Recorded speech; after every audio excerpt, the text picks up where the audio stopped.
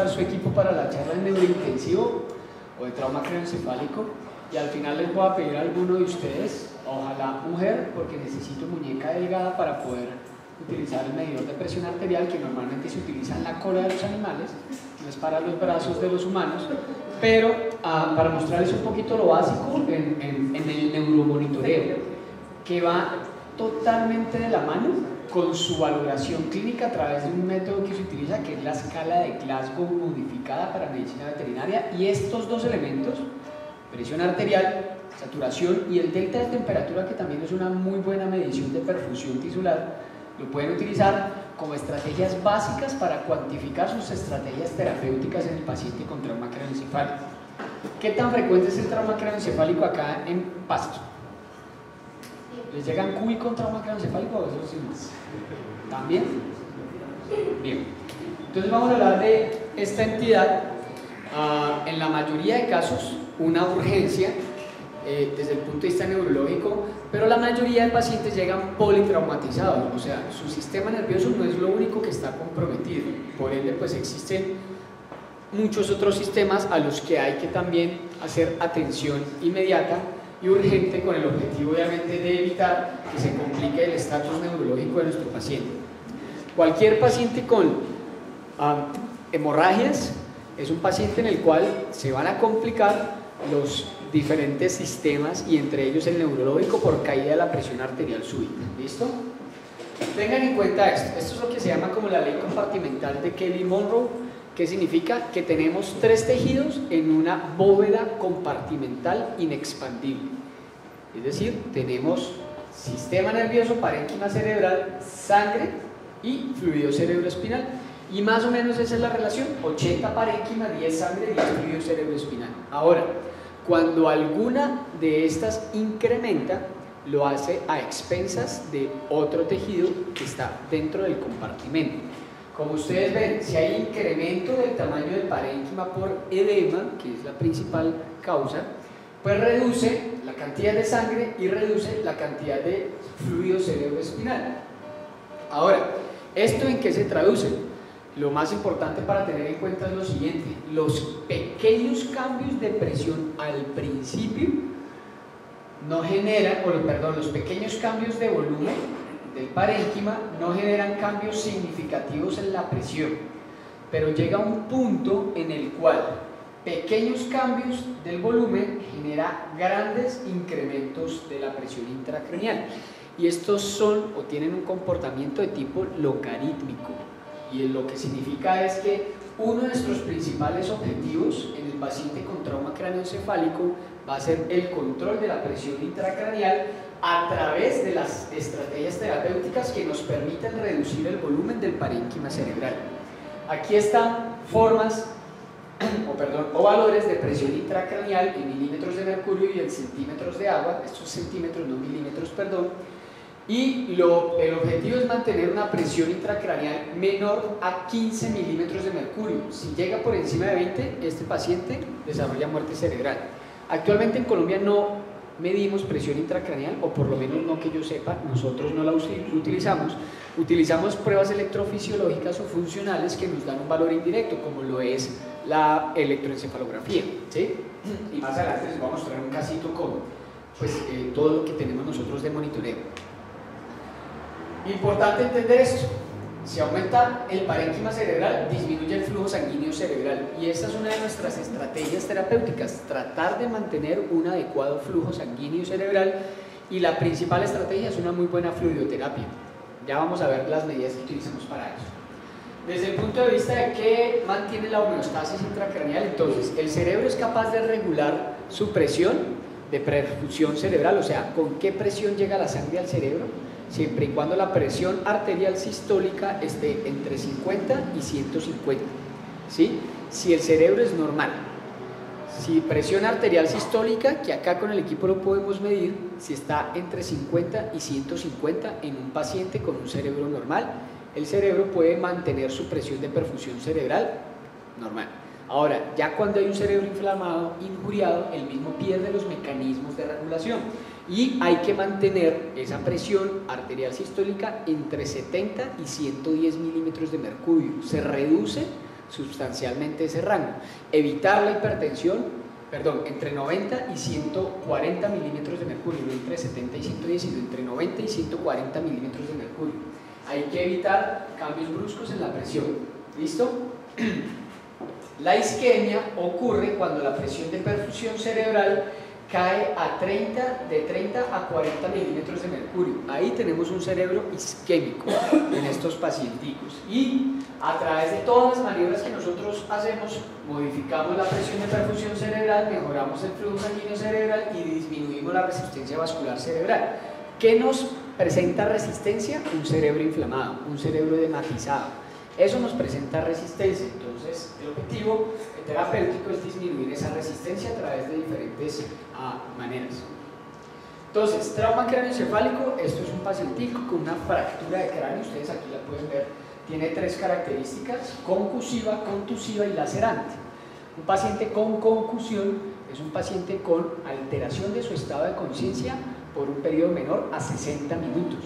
¿Sí? La persona o el animal que se golpea queda sonso, no reconoce, no se ubica, pero ese estado concusivo dura menos a 60 minutos.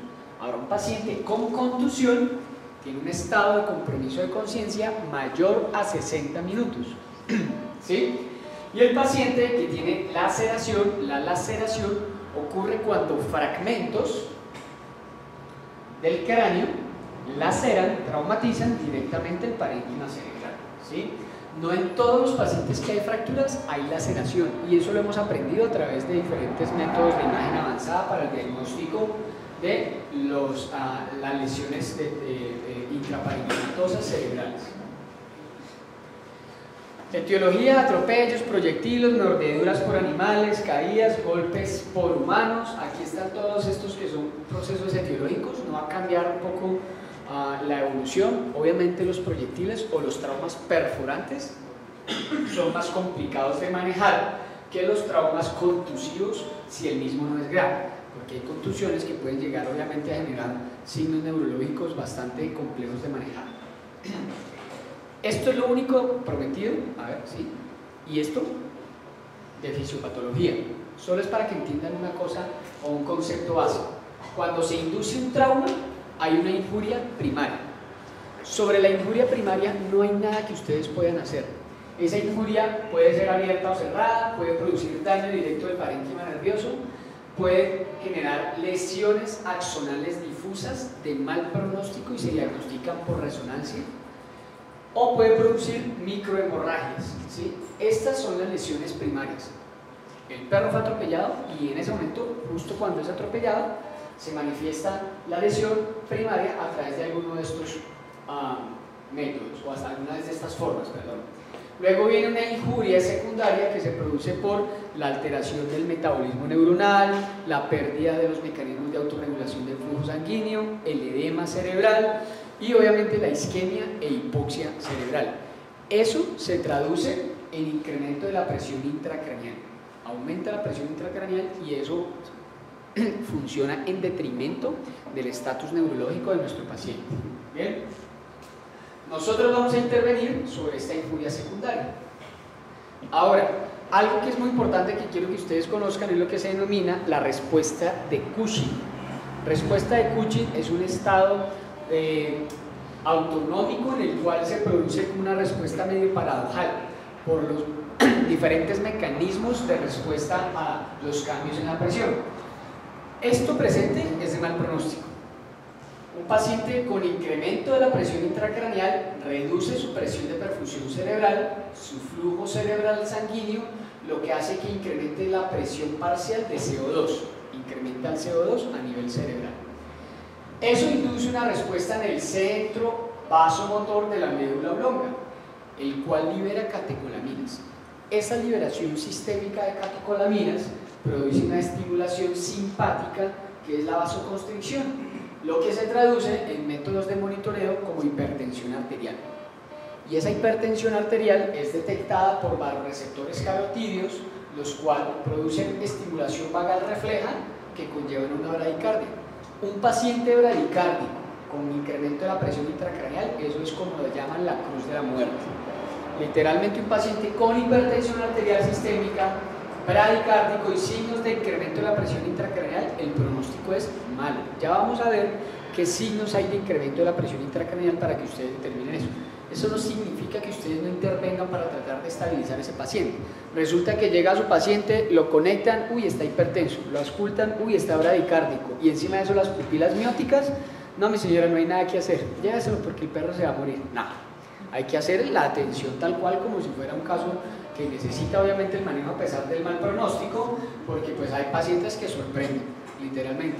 Obviamente las estadísticas están hechas para que uno se oriente, pero no es una cosa definitiva. ¿Usted con gripe y se me va a dormir? No. Ah, bueno.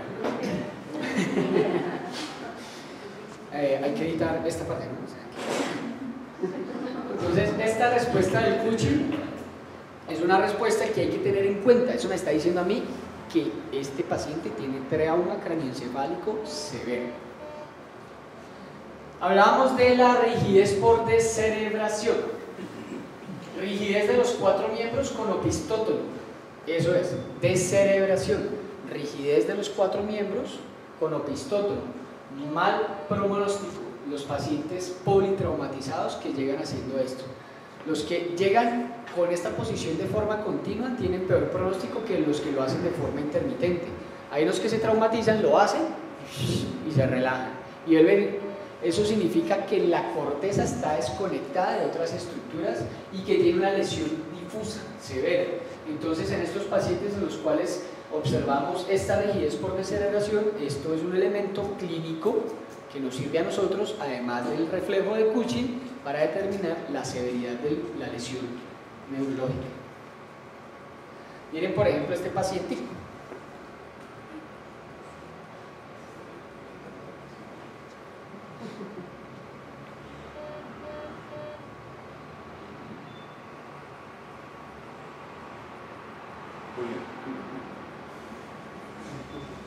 Está haciendo una rigidez por descerebración. Esta respuesta refleja, no tengo ni idea qué la está causando, pero el paciente está totalmente inconsciente, con el opistótono, rigidez de anteriores y una ligera hipotonía de posteriores. Este paciente falleció, se cayó de un 5º piso, era un gatico bebé y pues llegó así con trauma craneoencefálico severo. No respondió a las estrategias terapéuticas, perdón. Bien. ¿Cuáles son las principales complicaciones del paciente con trauma craneoencefálico? Las hemorragias y el edemas son la mamá de las complicaciones en el paciente con trauma craneoencefálico. Un paciente hemorrágico clínicamente tiene este comportamiento. Desde el punto de vista clínico, muy similar a lo que veíamos en la parte vascular. Signos neurológicos en el tiempo. Inician de forma súbita, pero una vez llega a un punto en el cual se controla el sangrado, porque a veces la misma presión intracraneal ayuda a controlar el sangrado, ¿sí? Y estos pacientes llegan a un punto en el cual no progresan tan significativamente y lo hacen de forma inversa al comportamiento de la presión intracraneal. Ahora, el segundo riesgo, además del edema, son las hernias.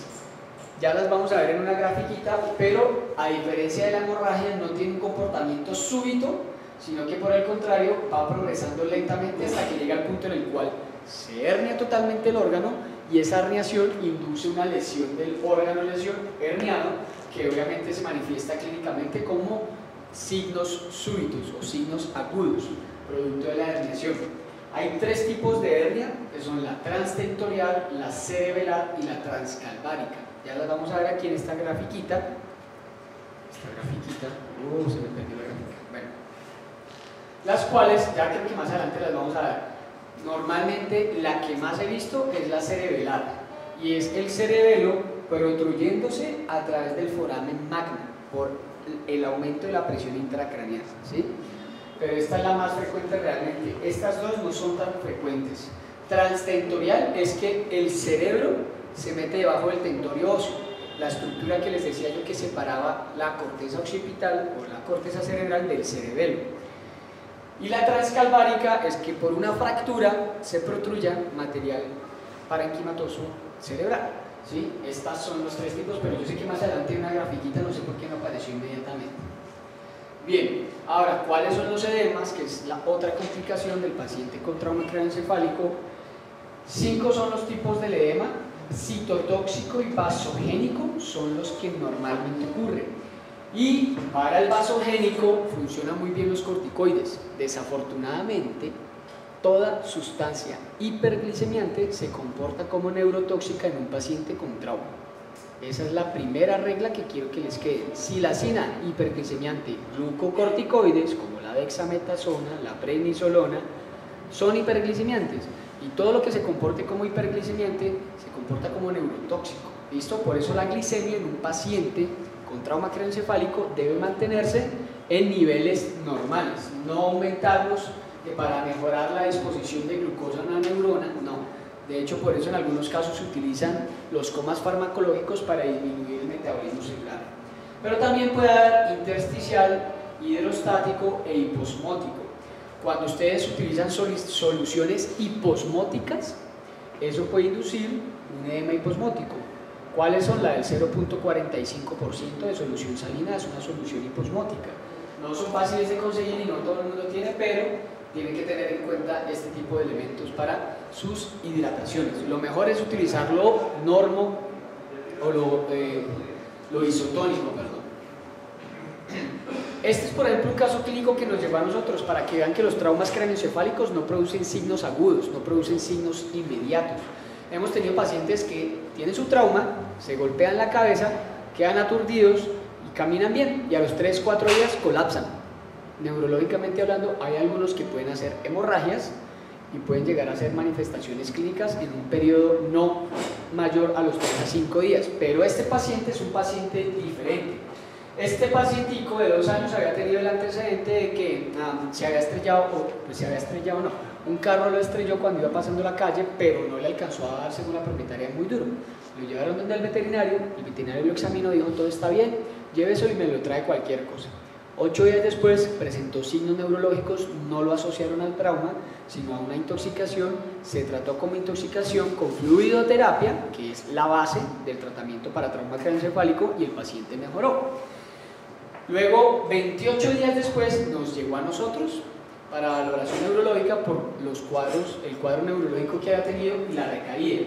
Llegó con una sordera progresiva, ataxia vestibular, miren la rotación cefálica casi, nistagmo y antecedentes del accidente un mes atrás.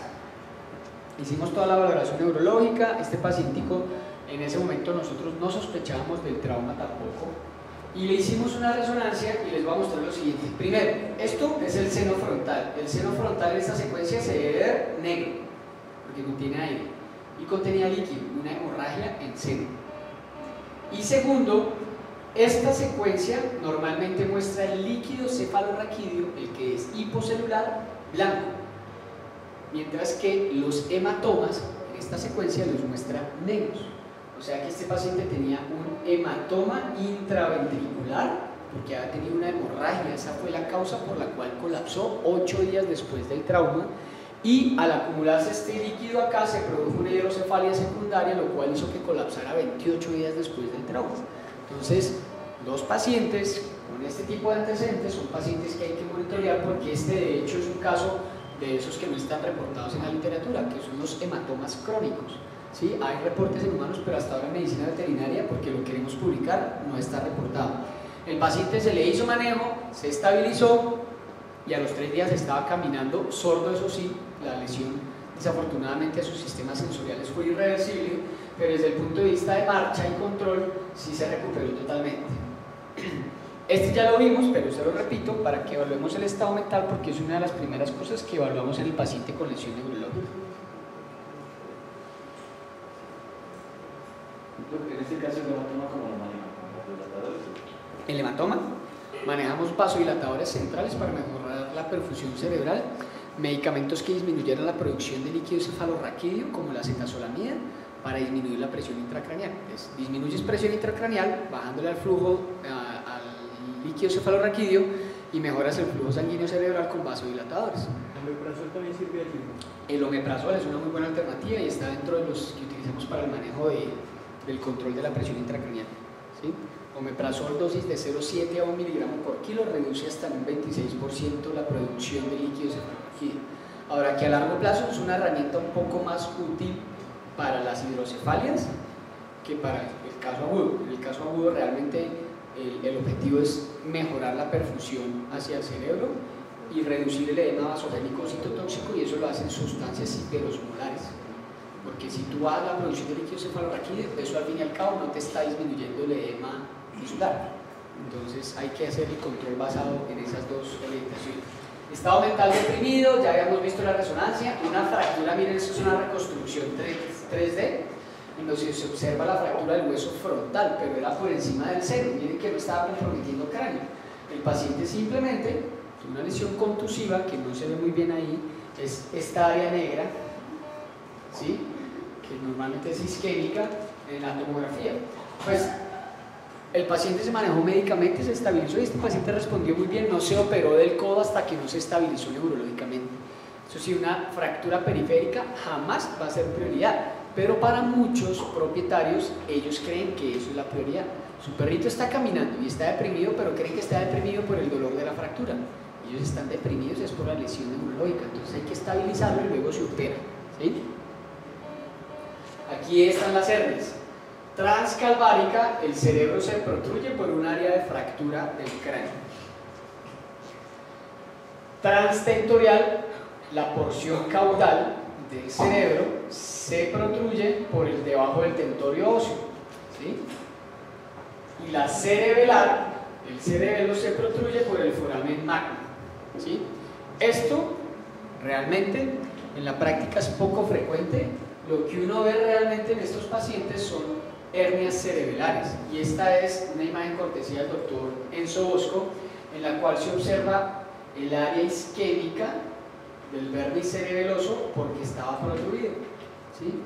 Ustedes ven ahí, entonces esto se sale, digamos, por el foramen magno, y obviamente como es un área estrecha, si no está bien formada, pues se genera un proceso isquémico en el área que está protruida, y no solo sobre el cerebelo, sino sobre el tronco, porque de la misma forma comienza a generar compresión hacia ventral la herniación.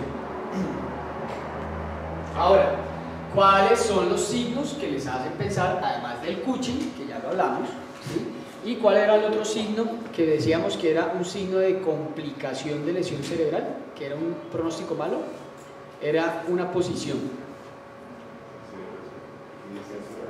La descerebración. ¿Alguien la dijo? La rigidez por descerebración. Otras cosas que miremos: pares craneales afectados. Si el tronco encefálico está comprometido, este paciente va a comenzar a presentar complicaciones para el control de la regulación vasomotora y respiratoria. Desde el tronco encefálico, que es donde nacen todos los pares craneales, pues es objetivo de nuestra valoración neurológica, como lo vamos a ver ahorita. Cambios en el patrón respiratorio. ¿Quiénes no conocen estos patrones respiratorios? El Cheyne-Stokes, la respiración atáxica y la de Kussmaul. Cheyne-Stokes es disminución de la frecuencia de la profundidad. No, el Cheyne-Stokes tiene un patrón de... hace una apnea y vuelve y recupera, y hace ritmos rápidos, lentos y apnea. Rápidos, lentos y apnea, ¿sí? Pero las apneas son muy corticas. Eso indica lesión hemisférica bilateral. Esta respiración puede estar acompañada de rigidez por descerebración. Cheyne-Stokes es respiración rápida y lenta seguido de periodos de apnea. Sí, eso. Eso es lo que acaba de decir, ¿no? Sí, ya me acordé. No lo estaba repitiendo para que quede grabado ahí. Eso lo revisé en la clase de fisiología respiratoria, mi vida rapidito. A ver. Bueno, la atáxica. ¿Cómo es una respiración atáxica? Que no tiene ritmos ni frecuencias regulares. Su ritmo y su frecuencia es irregular. No podemos predecir el patrón de la respiración. El Cheyne-Stokes, rápido, lento, con periodo de apnea, pero es predecible. La atáxica es un patrón respiratorio irregular con una frecuencia irregular, sea por lesiones del puente y del bulbo raquídeo o médula oblonga. Y la de Kussmaul, hiperventilación con inspiración y expiración forzada. Cuando un paciente hiperventila, los niveles de CO2 bajan, ¿sí? Eso solo se puede medir a través de capnometría. Pero el paciente que hiperventila, los niveles de CO2 bajan y eso produce vasodilatación central, lo que puede empeorar la presión intracraneal, ¿sí? Entonces un paciente que hiperventila no es un paciente al cual queremos nosotros con ese patrón respiratorio. Primero, descarten que está hipoxémico. Una forma indirecta de medir la presión arterial de oxígeno es a través de la saturación, que es el ejercicio que vamos a hacer ahorita para que identifiquen ustedes los valores. Bien. Lesión mesencefálica. Descartar hipoxemia o acidosis, que el paciente no esté acidótico ni que el paciente esté hipoxémico, ¿vale? ¿Qué otro punto? Cambios en el tamaño pupilar y la respuesta. Ya vamos a ver algunas foticos para orientarnos sobre las pupilas y cómo hacemos correlación con la escala de Glasgow. Alteraciones de la motricidad y por última, pérdida del reflejo oculocefálico, ojos de muñeca. Yo tenía el docente que me enseñó neurofisiología en el posgrado y él hablaba de dos reflejos que solo tenía el hombre, que es muy similar a lo que tiene que ver con el reflejo oculocefálico, que es conexión entre el vestibular y el movimiento ocular. El reflejo se llama oculotetotrópico y es el reflejo que solo tiene el hombre. Adivinen qué está mirando ese reflejo. El doctor sí la cogió. Bien, los voy a dejar ahí para los que lo entendieron. Pero eso es un reflejo, de verdad es un reflejo. Casi todos los hombres los tienen. O el que no tiene, o tiene problemas neurológicos, o es gay. Son las dos opciones por las cuales no tiene ese reflejo. Entonces, aquí están los parámetros que evaluamos nosotros en el ojo. ¿Cómo están estas pupilas? Midriáticas. Si ustedes se fijan en el destello que hay acá, esa foto es tomada con un flash. ¿Respondieron? Entonces son pupilas midriáticas no responsivas. El peor de los cuadros. ¿Sí? Midriáticas no responsivas. ¿Cómo ven estas? Mióticas, simétricas, entonces hay miosis asimétrica, ¿sí? Estamos con una miosis acá en ambos ojos, pero con la asimetría mucho más marcada la miosis acá, en este lado. Y en este paciente es lo que se denomina pupila de cabeza de ojo de ¿qué? Cabeza de alfiler o en puntilla. Es un puntito y chiquitico que no se alcanza a ver. Esto, hipertensión endocraniana. Este paciente que está así está con aumento de la presión intracraniana y hay que intervenir. El que tiene ojos de puntilla es el que hay que intervenir. Es que desafortunadamente, miren, realmente esto es parte del iris, esto es parte del iris, la pupila es esta cosita chiquitica acá. Es una miosis bien marcada. Ahora miren cómo está cómo está la pupila de este paciente. ¿Cómo están? ¿Cómo están las pupilas de esa pacientica? Miosis bilateral y eso es en puntilla, a pesar de que tiene su orientación vertical. Hipertensión endocraniana severa. Este paciente hay que trabajarlo rápidamente para bajar esa presión intracraneal y no descuidar la presión de perfusión cerebral. ¿Bien? ¿Dudas? ¿Les aclaro dudas? ¿Sí? ¿O está todo claro? ¿Dudas? No, pues ¿quién se les aclara? ¿No? Doctora.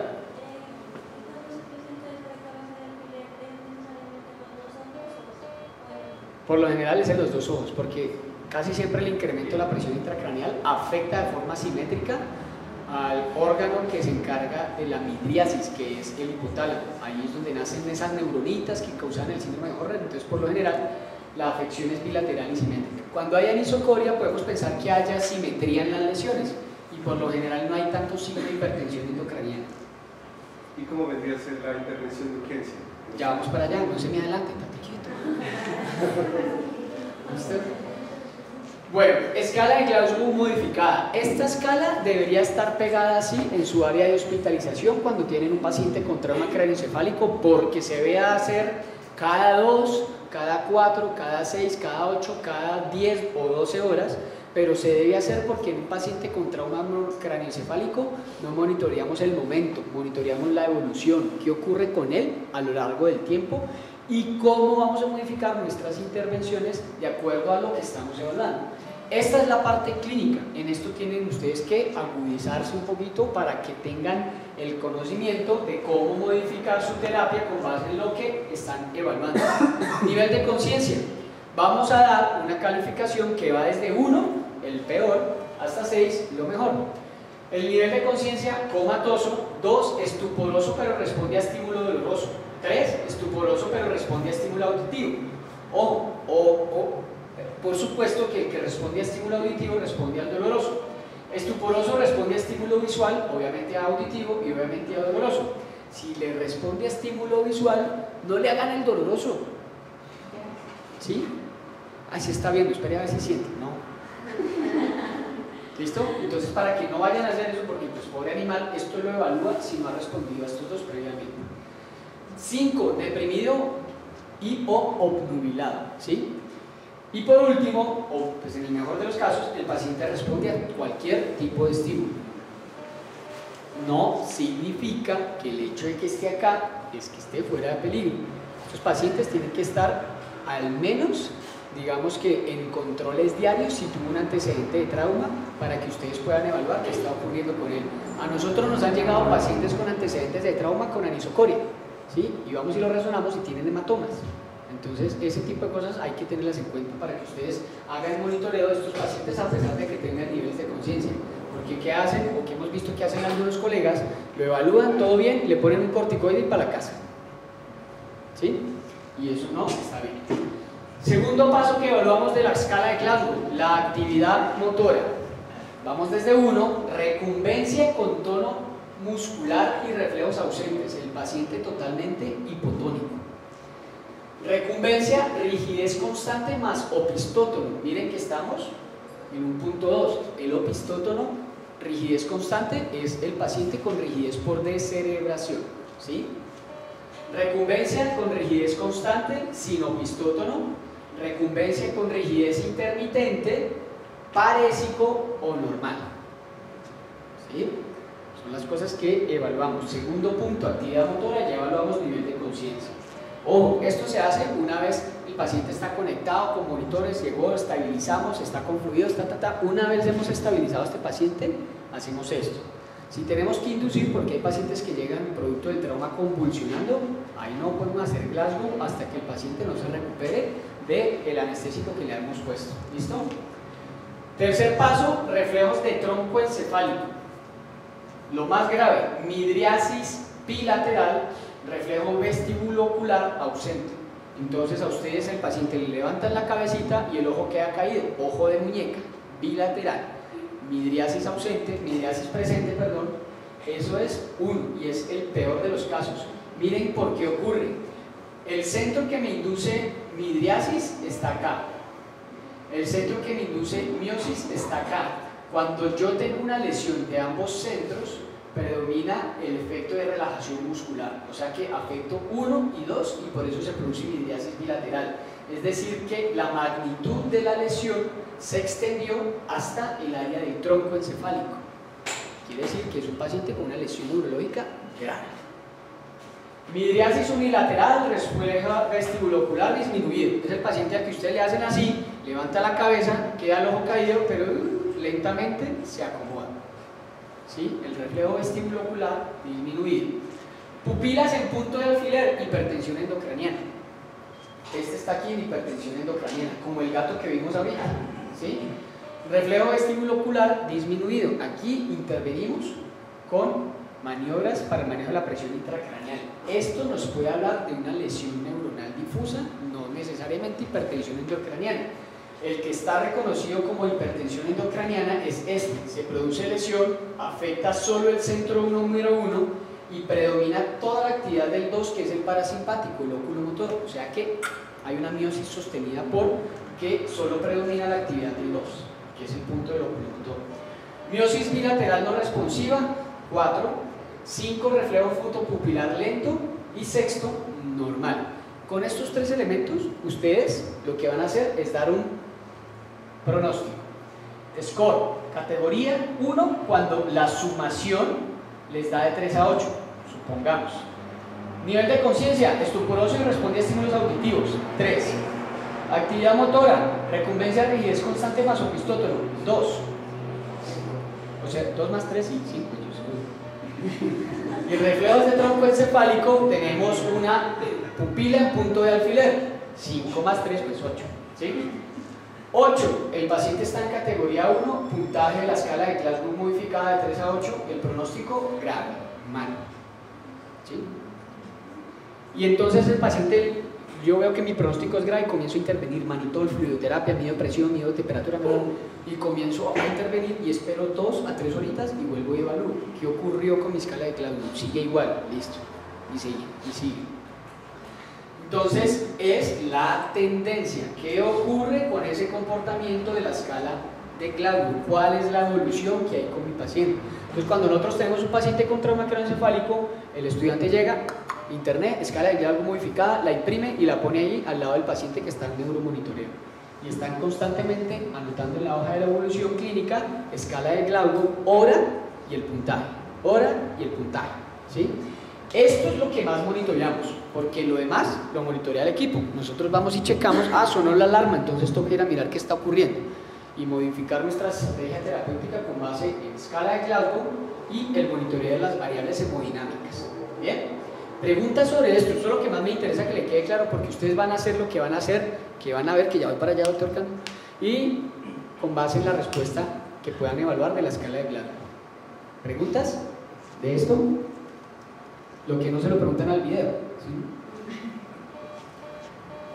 Ahora. He leído varios libros de oftalmología, sobre todo, que la principal causa del reflejo fotomotor disminuido es que la linterna tiene la espiral baja. Eso es cierto. ¿Cómo no sabes si la intensidad y la luz es adecuada para evaluar? Es que como el doctor no estuvo en la primera charla, ¿cierto?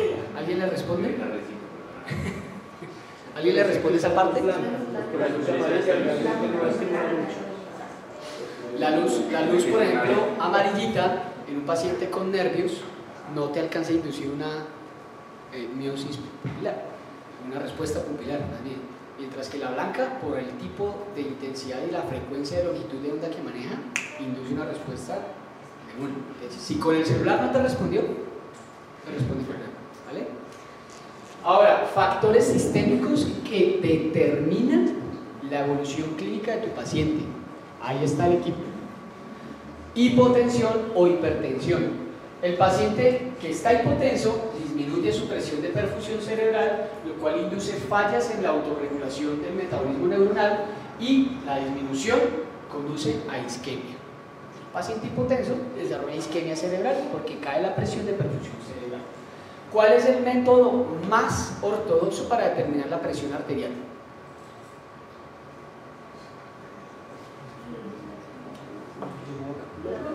Llenado capilar, 1, eso determina la presión de perfusión. El pulso metacarpiano o metatarsiano, en teoría, si está presente, la presión arterial está por encima de 60, la media, de 60 milímetros de mercurio. Pero eso es realmente, pues es un método que si ustedes no tienen cómo hacerle un monitoreo a un paciente con trauma craneoencefálico, al menos una saturación y una presión arterial, mi sugerencia es, con todo el respeto de los colegas, que lo remitan. Ustedes lo conectan, fluidoterapia, lo estabilizan y me hace un favor, se va para donde el colega tal, que él tiene cómo manejar el caso de su perrito, ¿sí? Y eso los hace quedar a ustedes como reyes, más que tratar de hacer cosas para las cuales su clínica y ustedes no están equipados. Pero la remisión, créanme, y eso lo hablábamos al almuerzo, es una cosa que no siempre te desprestigia o te deja mal, sino que por el contrario, la persona que es dueña del perro que tú remitiste te va a respetar, porque precisamente tuviste la capacidad de tomar la decisión de mandar al paciente a un lugar donde pudiera recibir la atención que se necesita. El paciente hipertenso, tampoco. Hipertensión sistémica incrementa la presión de perfusión cerebral y el aumento de la presión de perfusión cerebral causa edema vasogénico. Paciente ni hipotenso ni hipertenso, 90 a máximo 140. Eso es la literatura de la presión arterial sistólica. Ya vamos a ver eso en una diapositiva, está ahí presente. Otro factor sistémico que afecta grandemente la evolución clínica de tu paciente, la hipoxia y la hipercapnia. Son dos cosas diferentes, pero casi que se relacionan fisiológicamente hablando. El paciente hipóxico pues tiende a estar hipercápnico, ¿sí? Un paciente hipóxico tiene efectos deleterios sobre el metabolismo neuronal y el hipercápnico causa acidosis respiratorias. Ambas causan vasodilatación y la misma incrementa la presión intracraneal. Entonces, ni hipercárnico ni hipóxico. ¿Bien? La mejor forma de medir de medir la cantidad de oxígeno y de CO2 sería por capnometría y presión arterial de O2, el PaO2. Pero nos podemos bandear, como dicen las mamás, con el método de saturación arterial de CO2, la SaO2, que la da el equipo. Ya lo vamos a ver ahorita para que ustedes reconozcan, los que no han manejado el equipo, cómo hacemos eso. Exámenes, radiografía, TAC, resonancia, electroencefalografía, medición de presión arterial y gases arteriales. Ninguno de estos es prioridad. Ninguno de estos es prioridad realmente. Si uno tiene cómo hacer gases arteriales, los hace. Pero tú con una escala de Glasgow, una SaO2 y una presión arterial sistólica, puedes hacer un muy buen trabajo con estos tres elementos. Escala de Glasgow, SaO2 y presión arterial sistólica. ¿Bien? ¿Preguntas? ¿Preguntas? Es que ustedes siempre hablan ahí y no creen que le van a preguntar. Ahora, esta es la de la foto. Objetivos terapéuticos del paciente con trauma cráneoencefálico. Control de los factores sistémicos. Una presión arterial mayor a 80 milímetros de mercurio, lo que se traduce en una SaO2 mayor a 94%. Para esto, en muchos casos, es necesario ventilar. Es necesario aumentar la FiO2, la fracción inspiratoria de oxígeno. ¿Cómo lo hacemos? El método más rudimentario es meter al paciente en una cámara y conectar un insuflador de oxígeno ahí o un concentrador de oxígeno. Nosotros utilizamos, como vamos a ver el paciente al final, mucho la sonda nasal, porque te permite utilizar pequeños volúmenes para mantener una buena FiO2. Nosotros utilizamos, por ejemplo, este catéter nasal. ¿Qué altura tiene Pasto? 2700 y Bogotá 2600. Más o menos por ahí, 1520. Estamos muy similar. Entonces, nosotros a la altura que tenemos manejamos más o menos de 150 a 200 mililitros hora con catéter nasal para mantener una FiO2 de al menos un 50%. Y con eso mantener una saturación por encima del 94%. Pero tu mismo paciente te lo va a decir. ¿Cuál es la única contraindicación de esa sonda? Volúmenes muy altos te va a inducir aerofagia y el paciente va a terminar con el estómago dilatado. Entonces se utiliza para volúmenes pequeños. Si tienen que manejar más de 1 litro, ya con sonda endotraqueal. ¿Sí? ¿Las cámaras no funcionan? ¿Las cámaras? Con el collar isabelino y papá Lo que pasa es que con esos métodos cualquier manipulación te hace perder el trabajo que habías hecho, porque es que estos pacientes, si están comatosos, lo vas a tener que estar volteando cada 2 a 3 horas, y cuando lo voltees vas a perder, porque abres la cámara y perdiste la concentración de oxígeno que tenías. Pero hay una técnica, que es colocar el collar isabelino y ese plástico y... Claro, esas son las que estoy hablando. Cada vez que tú vas moviendo el paciente se pierde la capacidad de concentración porque lo tienes que levantar, y ahí en ese momento ya si tú lo tienes en decúbito external, por ejemplo, al paciente, la idea es que tú el hueco lo dejas en la parte de arriba porque el CO2 se libera por la parte de arriba. Cuando lo mueves de lado ya cambia esa dinámica del comportamiento de los gases y pierdes la capacidad de concentración con el collar isabelino.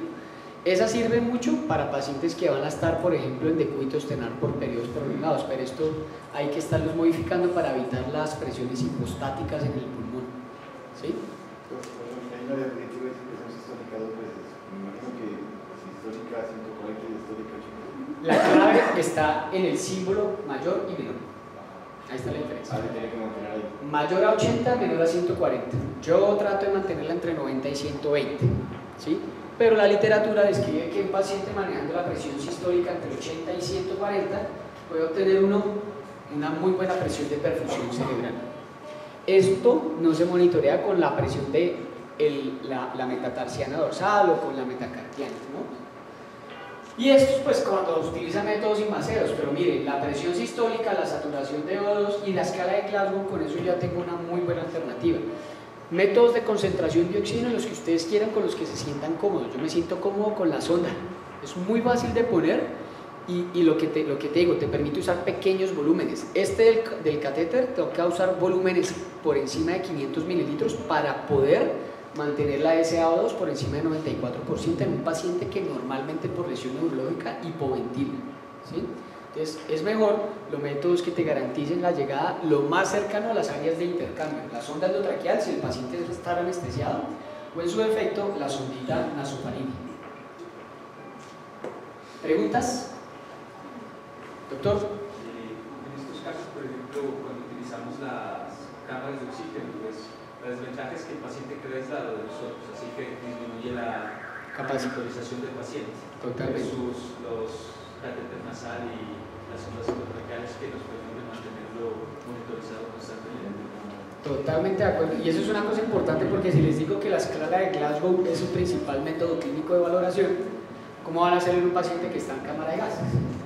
Tienes toda la razón. Ahora, manejo básico, el ABC. ¿Vas a preguntar algo, gente? ¿No? ¿O vas a estornudar? No, tampoco. El ABC, ustedes, vías aéreas, la respiración, el componente cardiovascular, lo básico de un paciente politraumatizado. Como les dije a ustedes, la mayoría llegan así. Es raro que llegue el paciente exclusivamente con trauma craneoencefálico.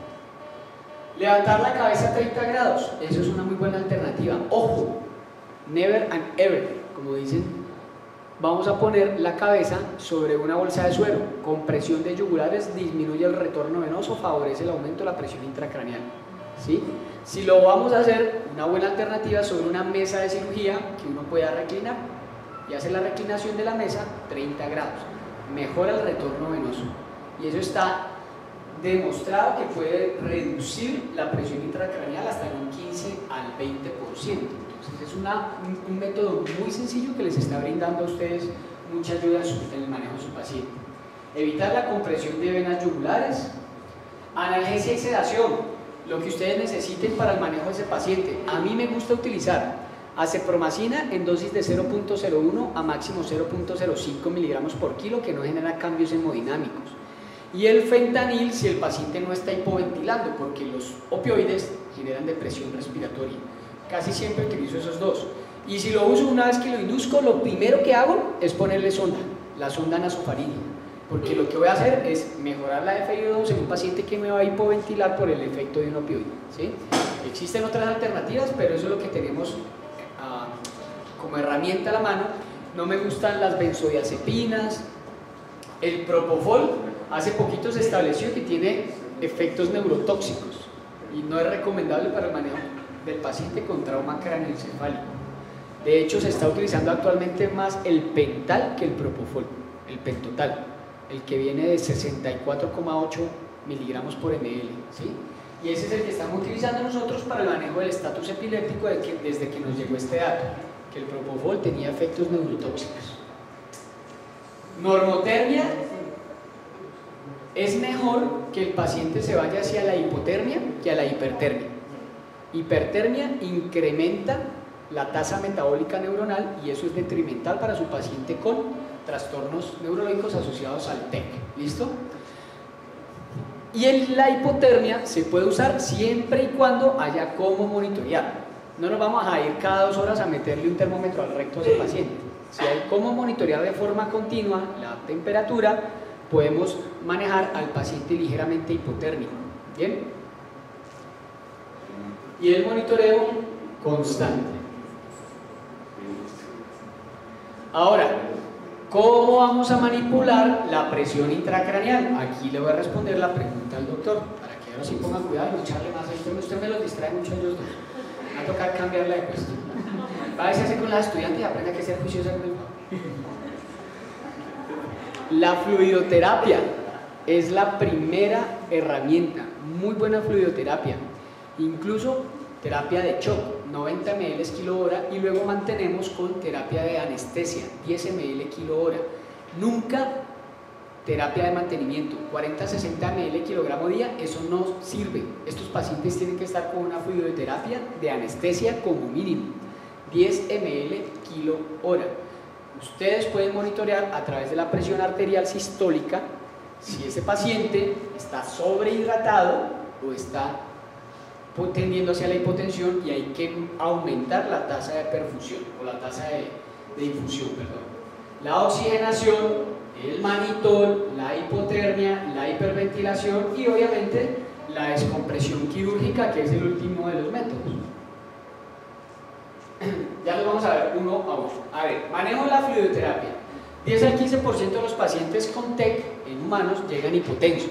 O sea que una de sus primeras medidas, después de haber garantizado que el paciente estaba ventilando bien, es mantener una adecuada presión a través de una muy buena fluidoterapia. Los trabajos experimentales demuestran que la fluidoterapia de resucitación no tiene efectos adversos sobre el cerebro normal o traumatizado. No se asusten de utilizar las dosis de infusión que les estoy diciendo. Cuando a mí me enseñaron que la dosis de choque era 90 ml kilogramo día y lo primero que me llegó politraumatizado era un pincher y que tenía que pasar en una hora 9 por 5, 45, 450 ml en una hora, yo me fui de espalda.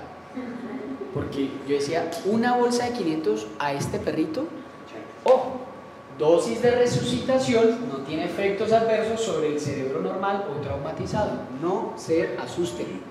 Hay que hacer eso para poder mantener una adecuada presión arterial sistólica y presión de perfusión cerebral. Mejor isotónicos que hipotónicos. Recuerden, el edema hiposmótico se puede generar por el uso de volúmenes excesivos de sustancias hipotónicas. Resucitación, esta es la dosis de infusión. Algunos utilizan pequeñas fracciones de fluidos de resucitación, excepto si hay hipotensión. Si el paciente llegó, por ejemplo, medio estable, no se ve muy comprometido, utilizamos pequeñas fracciones de la dosis de resucitación y mantenemos con la de anestesia, que es la de 10 ml kilo hora. Esta es la de mantenimiento. Ahora, ¿cómo nos vamos a guiar de acuerdo a que si la fluidoterapia está bien, nos estamos pasando? Cosas básicas: presión arterial, frecuencia cardíaca, gasto urinario y presión venosa central. Bueno, esta no es tan básica, estas tres. Presión arterial. ¿Cómo se le pone a un paciente que está hipotenso la frecuencia cardíaca? ¿Baja o disminuye? El paciente que tiene poco fluido lo tiene que distribuir más rápido. ¿Cómo lo hace? Aumenta. El paciente que está hipotenso aumenta su frecuencia cardíaca con el objetivo de distribuir el fluido que tiene más rápido. ¿Cómo estará el gasto urinario de un paciente que está subhidratado? ¿Cuánto es la tasa de producción normal de orina? 1 a 2 ml kilogramo hora. 1 a 2 ml kilo hora. Entonces ustedes conectan a su paciente, eso es parte del monitoreo, porque estamos monitoreando la hidratación, le evacúan toda la vejiga y después de que evacúan toda la vejiga, la conectan a una bolsa de suero vacío y lo dejan ahí 2, 3, 4 horas para evaluar qué hicieron con su fluidoterapia. Después de las 4 horas desconectan la bolsa de suero y miden cuánto produjo. Si está por debajo de la tasa de producción, entonces en ese paciente hay que tratar de incrementar la fluidoterapia. ¿Bien? Pero es una forma básica de medir la fluidoterapia.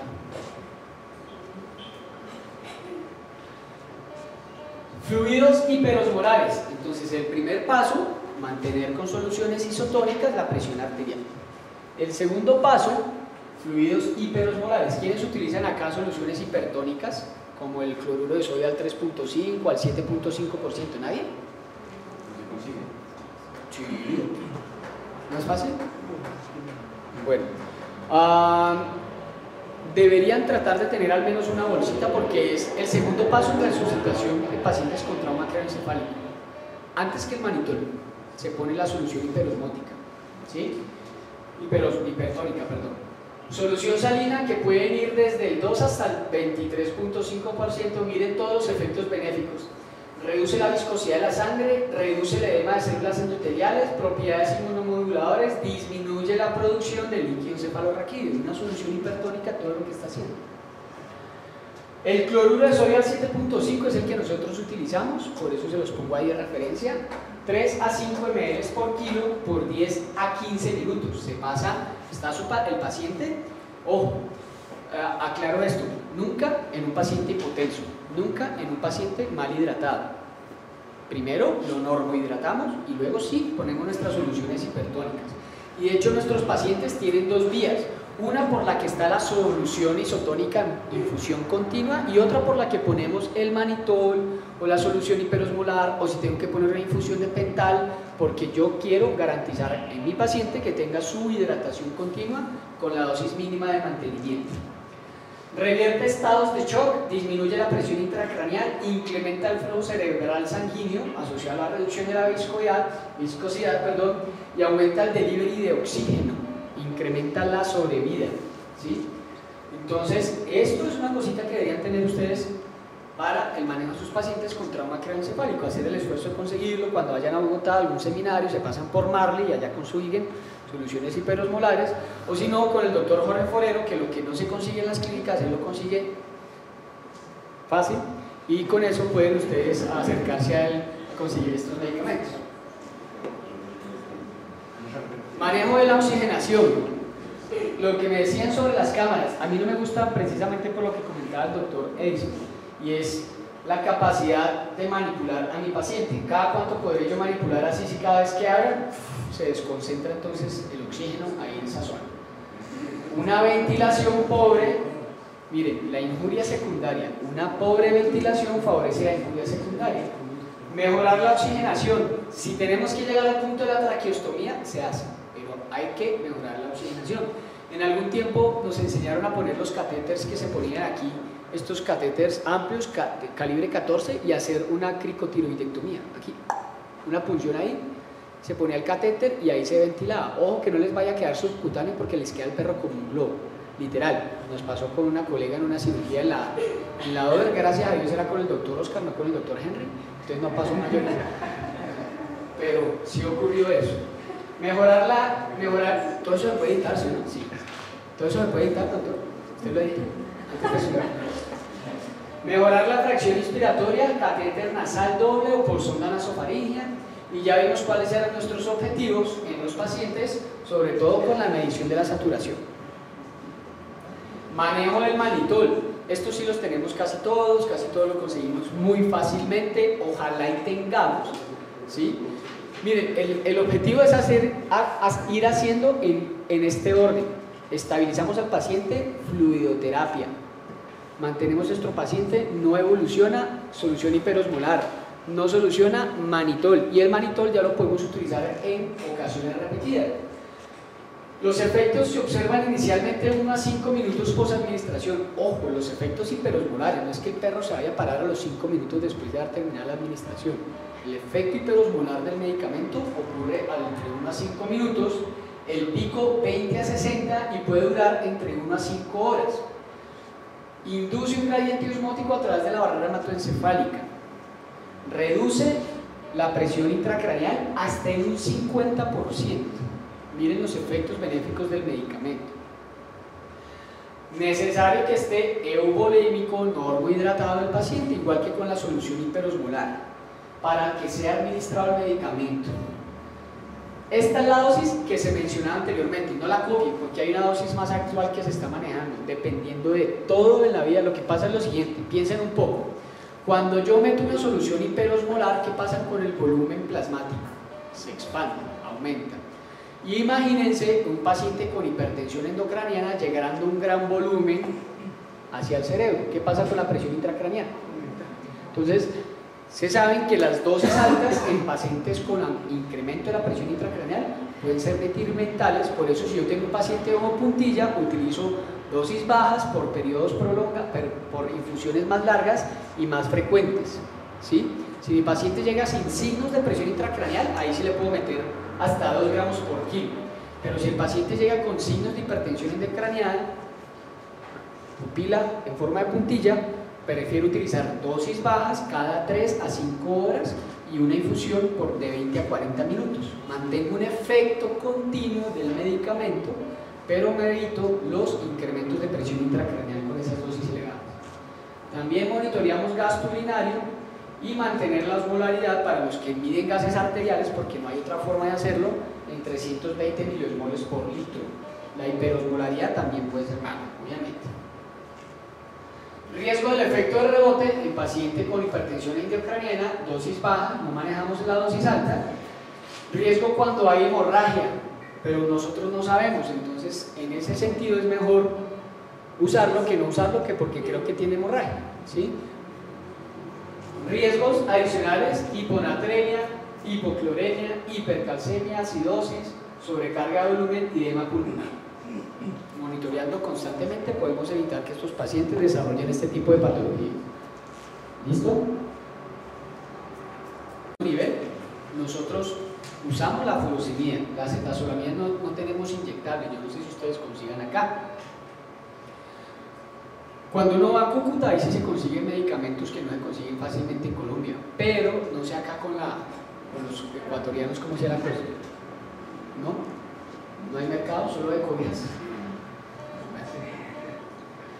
La furosemida, la dosis que utilizamos es de 0,7 a 1 miligramo por kilo, 15 minutos post administración del manitol. Lo que vamos a hacer es evitar la reabsorción de líquidos a nivel tubular. Los líquidos que ha movilizado el manitol pues deben ser eliminados, y para eso administramos la furosemida este periodo posterior a la administración del manitol. Evitamos la reabsorción de los líquidos que está ayudando a eliminar el manitol, ¿vale? Corticosteroides, ahí están. ¿Quiénes usan corticoides en trauma craneoencefálico? El doctor. Uno, y sin miedo. Listo. Ensayos clínicos humanos demuestran tener un impacto negativo sobre la evolución clínica. Se está haciendo este estudio que es el administración randomizada del corticoide en trauma craneoencefálico.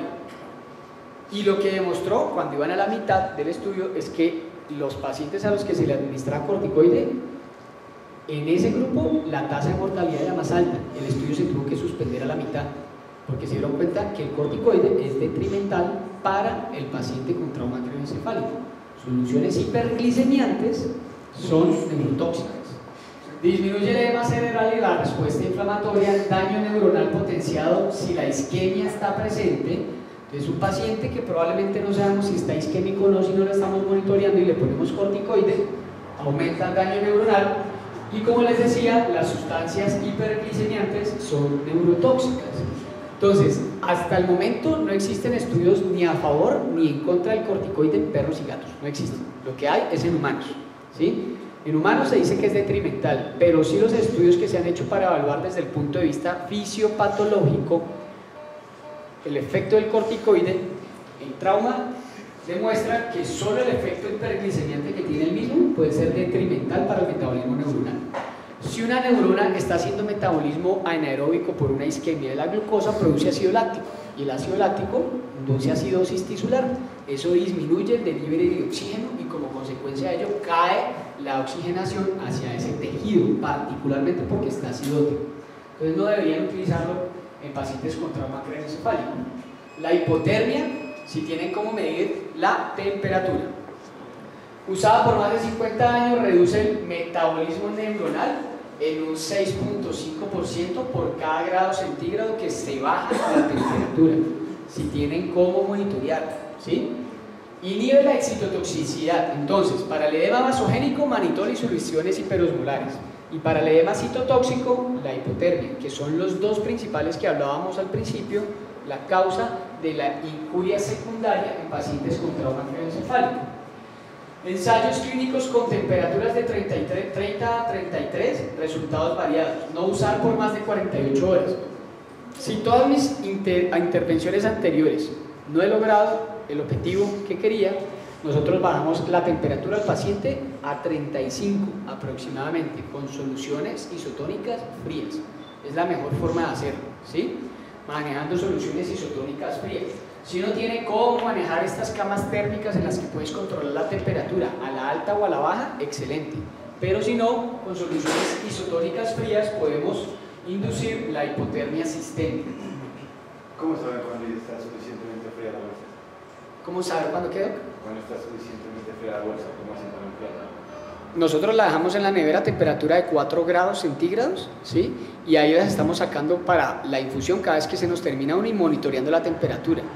Si vemos que la que le estamos poniendo, la segunda la calentamos un poquito antes de ponérsela al paciente, pero toca como muy hojita porque, ¿señor? La bolsa tiene que estar a 4 grados Más o menos, y mira, esta es una forma muy buena de evaluar la temperatura de una bolsa, con esto, ¿sí? Estos son para medir la temperatura. Yo me la pongo aquí y en este momento está midiendo la temperatura en mi dedo. Y esta es una cosa que se utiliza para evaluar lo que se llama la delta de temperatura, la diferencia de la temperatura periférica y la interna. Y esto te habla de perfusión tisular. Entonces es una forma buenísima para evaluar también la perfusión como un gradiente adicional a la presión arterial sistólica. Pero eso es un poco más de ir jugando con los elementos que tú tienes ahí, a que de pronto conozcas de estudios que digan, poniendo una bolsa a tal temperatura vas a obtener tal temperatura. No lo he visto por ahora. Tengan en cuenta esto: si ustedes comienzan a tener un paciente con temblores, bájenle, porque el temblor induce incremento de la actividad metabólica muscular. Entonces, si el paciente comienza a temblar, súbanle un poquito la temperatura. Infecciones, porque la hipotermia disminuye la respuesta inmunológica, desórdenes electrolíticos, arritmias y reducción del gasto cardíaco, y el incremento debe ser paulatino, ¿sí? Nosotros hace rato no llegamos a este método de la hipotermia, realmente con los anteriores nos va bastante bien, ¿sí? Siempre y cuando hagan una intervención terapéutica adecuada. Craniectomía, para los que se quieren medir a hacer procedimientos quirúrgicos, doctor. ¿Hasta cuántos grados se puede tolerar, digamos, o se recomienda bajar? De 30 a 22. 30 a 33 es lo que dice la literatura, yo lo manejo a 35, pero puedes irte hasta 33. ¿Listo? La craniectomía, está simplemente, se la voy a mostrar, es una craniectomía descompresiva, se quita el cráneo. Entonces, actualmente lo que están haciendo es, desde frontal hasta temporal, de temporal a temporal y al otro frontal, quitan todo el techo y te lo meten aquí subcutáneo para que no se muera y pues no vas a quedar después como megamente con el edema. Una vez se recupera el paciente, vuelven y te ponen tu cráneo y te lo dejan ahí pegadito para que te recuperes y no quedes con una chamba en la cabeza. Se utiliza mucho para fracturas craneanas, hematomas intra y extraxiales e hipertensión endocraniana que no responde al tratamiento médico. Ahí está el procedimiento, cortesía del doctor Enzo Bosco. Aquí se ve la inserción del músculo temporal, se libera la inserción, se levanta el músculo, se expone el área frontoparietal, se hace un defecto por fresado, se quita la lámina cortical interna, se expone el cráneo y tiene que ser amplia. Si ustedes hacen defectos pequeños, protrusión, hernia transcalvárica, tiene que ser amplia para que realmente libere la presión, ¿sí? Si no hacen, pues no es un procedimiento complicado, yo no soy cirujano, ¿sí? Yo soy clínico y hago mis diagnósticos y determino y tomo decisiones para que los cirujanos hagan. Pero para el que le gusta la cirugía, pues ahí le trae la foto. Se cierra y ahí está el paciente. ¿Listo? Recuperación postquirúrgico, se hace una evaluación y un monitoreo intensivo como lo hemos hecho. Y adicionalmente les queda una ventana excelente para hacer monitoreo ecográfico transcalvárico. ¿Sí? Por último, el coma barbitúrico. No propofol, ya quedamos. Pentobarbital es más efectivo que el tiopuntal, el propofol y neurotoxicidad. Te los pongo ahí signo de interrogación porque es que el 30 de mayo que estuve con Enzo Bosco en Santa Marta, él llegó con esos datos, nos lo dijo, que había algunos estudios que estaban mostrando efectos de neurotoxicidad, pero yo no lo he buscado simplemente porque me lo comunicó una persona que considero una eminencia en el área en Latinoamérica. Pues lo pongo acá y ya obviamente lo comienzo a hacer práctico. El propofol, de hecho, no lo uso hace rato para los estatus epilépticos porque sale muy costoso, mientras que el pental es igual de efectivo y mucho más barato. Entonces el pental en dosis de 1 a 5 miligramos kilogramo hora para infusión, inducción de 5 a 10, y la mayoría no necesitan inducciones tan altas, ¿sí? Hay algunos que con dosis 2.5, 3 miligramos por kilo pueden llegar a caer suficiente como para poder permitirles un estado de coma con el que puedan mantener la dosis de infusión. Si lo van a hacer, tienen que estar monitoreando presión arterial porque 1 de cada 4 hace hipotensión. Entonces, si van a hacer un coma barbitúrico, que tengan cómo monitorear a los pacientes con la infusión de pental. Según un estudio que se hizo en humanos en el 2012, el coma barbitúrico no influencia de ninguna forma la evolución clínica del paciente con trauma craneoencefálico. Pero igual que con el corticoide, eso es humano. Yo solo lo uso si el paciente lo necesita porque está convulsionando. De resto no uso el coma barbitúrico. De hecho, el cómodo barbitúrico es una forma de bajar la temperatura también. Por la disminución de la tasa metabólica, el paciente comienza a ser hipotermia. Entonces es otra forma de poder bajar la temperatura. ¿Listo? Para resumir, y esto antes de pasar un poco a la gráfica, quiero dejarles esta diapositiva ahí y que la doctora venga acá, por favor, ya que charló toda la charla. Entonces, vamos a ponerla de ejemplo. ¿Sí? Vamos a hacer un monitoreo básico en una paciente con un desorden neuronal. ¿Puede o no puede estar asociado a estrógeno? Vamos a ver. Eso lo vamos a ver en epilepsia. El estrógeno en la epilepsia sí es importante. Doctora, toma así. Entonces, miren, aquí tenemos nuestro monitor multiparámetro básico, ¿sí? Este es un monitor que nos da trazado electrocardiográfico, saturación de oxígeno, delta de temperatura, presión sistólica, diastólica y media, nos da frecuencia respiratoria y ya, ¿cierto? Esos son todos los que nos dan. Y respiración. Entonces, aquí tenemos nosotros, vamos a utilizar el manguito para elefantes, porque es lo que les sirve, humanos, esto se usa en la cola normalmente, entonces lo vamos a usar en la muñeca de la doctora. ¿Me presta su muñeca?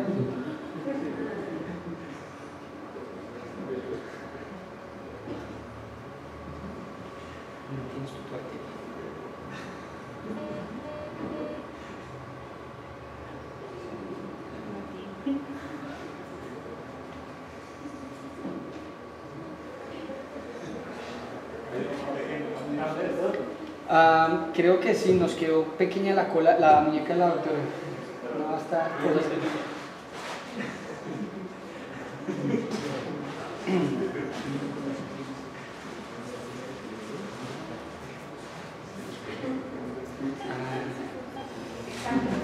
Sépanse que en una persona con esmalte eso puede interferir en la pulsoximetría. ¿Sí? ¿Alguien? ¿Quiere usar el otro? Se pone en contacto con la arteria que manifiesta. Miren, 115 de pulso, que eso no lo está detectando el manguito, de hecho todavía no lo hemos inflado. 77-80 de saturación. Entonces, en este momento, mi prioridad en ella, ¿cuál es? Quitarle el esmalte, exactamente. Muy bien. Sí. Entonces, se recomienda también la mano donde se hace y la otra mano contraria a donde está. No, pero el esmalte siempre causa interferencias con estos pulsoxímetros. Ya está bueno. Puedo usar la lengua también. Monitoreamos saturación de oxígeno por encima de 94. Ella está con una respiración normal. Vas a exhalar y a sostener un momentico esa exhalación, lo más que puedas.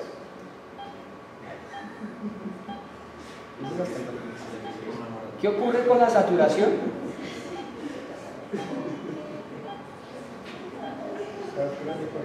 No aguanta nada. No bajó mucho. Bien. Entonces, nosotros, esto va a ser un punto importante, la saturación. El pulso, a mí la frecuencia cardíaca no me importa siempre y cuando tenga una buena presión arterial sistólica. Hay pacientes que manejan frecuencias cardíacas bajas, pero con muy buena presión. Entonces, la presión arterial, ¿cómo pongo a inflar el manguito? Anís.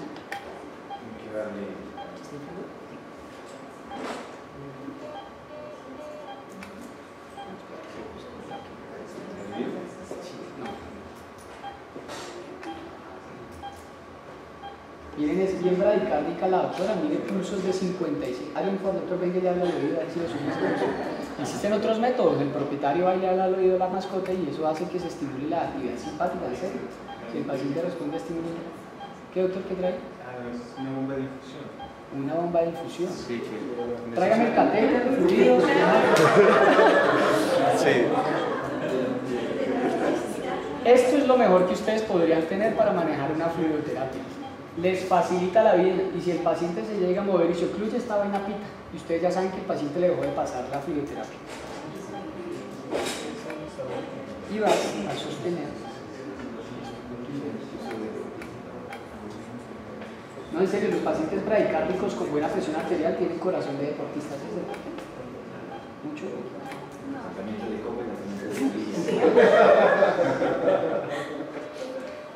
133, 93, 110, perfecto. 133 de sistólica, miren, una presión sistólica con este pulso tan bajo. Eso es lo que les digo. La tecla donde dice modo y la de abajo es la pantalla más grande.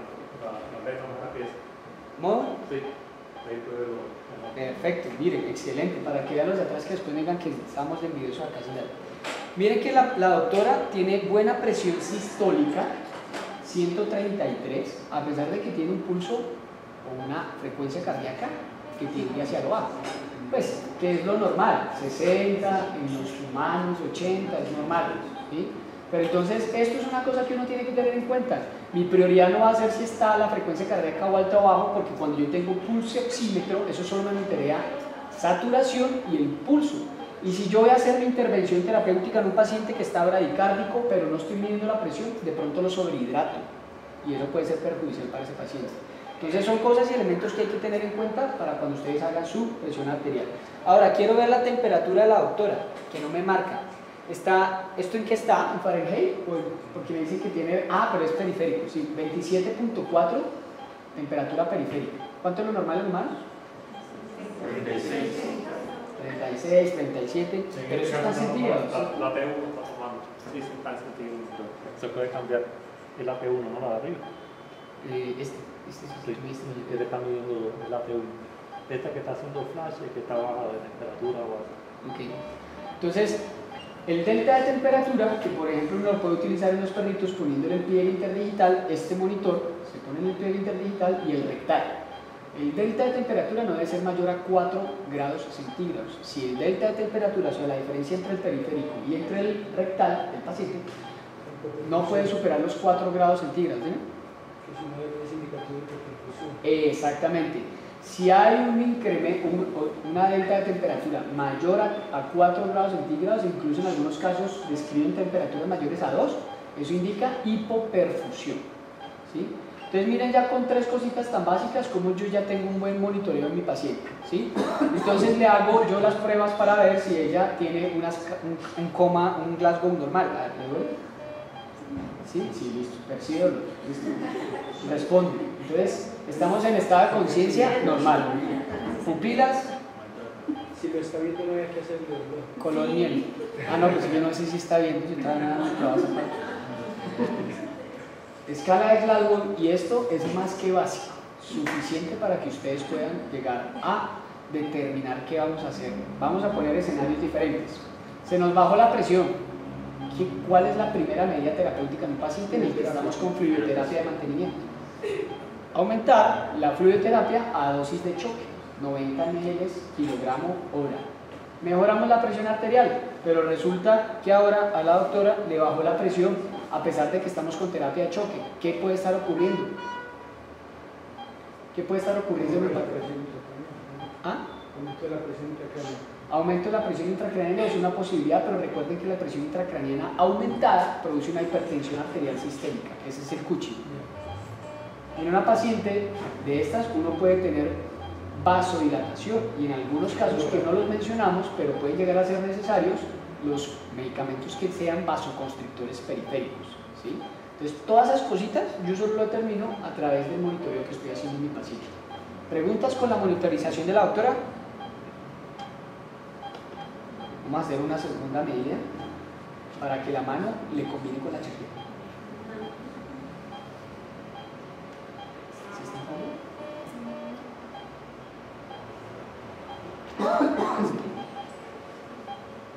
Ahí sí. ¿Cómo hago para que infle otra vez? ¿Le hundo el nick? Sí, claro. Es que ya lo hundí 2 veces.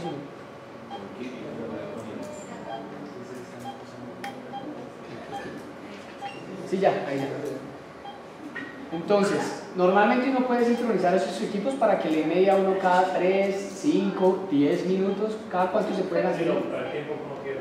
Exacto. Lo puede poner continuo también, o cada 1 minuto, cada 2, cada 3, cada 5, cada 10, cada 15. Nosotros cada 5 minutos estamos haciendo monitoreos.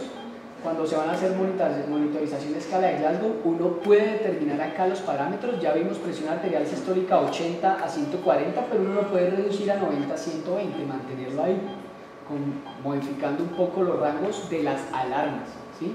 Y con eso ya ustedes tienen forma de monitorear. Si suena, alguien en la clínica se da cuenta.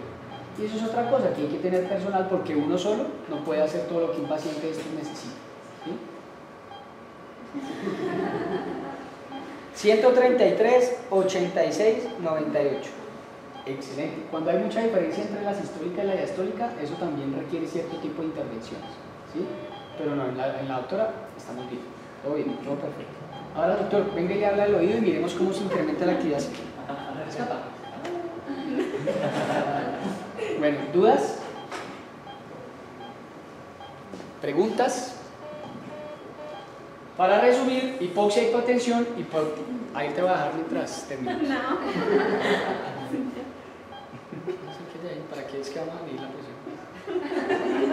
Hipoxia, hipotensión, valga el verso, prioridad en la atención. Esas son dos cosas que hay que atender urgentemente.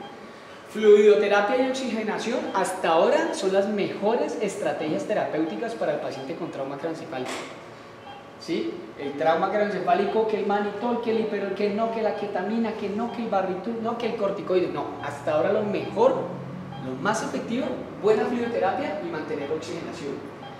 Aún existe mucha ausencia de evidencia para el uso de otros métodos y recuerden que nuestro objetivo primario en las terapias a largo plazo es reducir las injurias secundarias. Yo les voy a mostrar un video. Estos son nuestros pacientes. Sonda nasal, saturación, 2 vías venosas, monitoreo electroencefalográfico. Ahí tenemos también conectada una sonda urinaria, estamos midiendo el gasto urinario. Y estos pacientes están en monitoreo constante a través de métodos no invasivos, la mayoría.